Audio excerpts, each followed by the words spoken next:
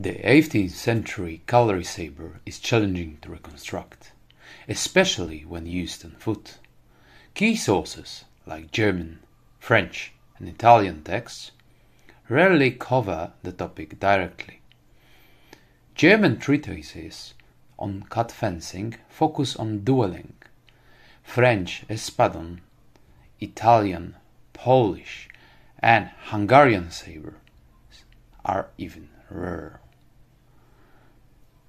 The 19th century offers more insights, as the rise in saber popularity led to detailed cavalry regulations.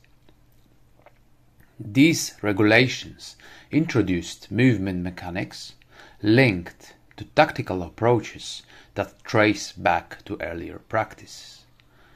Surprisingly, 18th century systems provide indirect details on saber techniques, often through methods for countering sabers.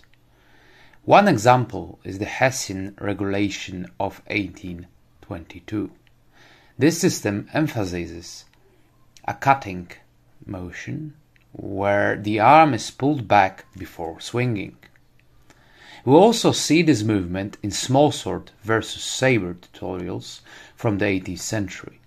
In these, a mistimed saber swing creates an opening for the smallsword user. However, this approach is flawed for mountain combat, which demands precise tempo and distance management.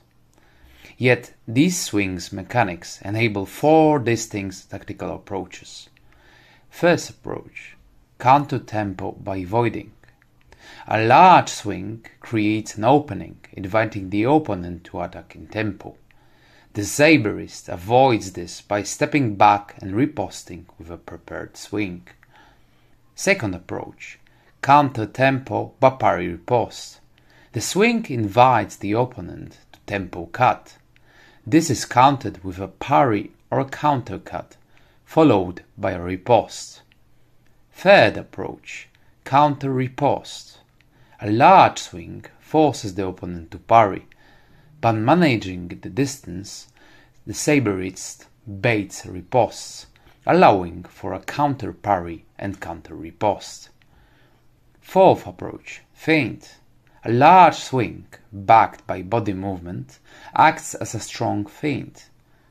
This sets up multiple feints and deceptive motions. These 4 strategies, rooted in exaggerated swings, show authentic fencing technique, rather than flawed timing from smallsword treatises.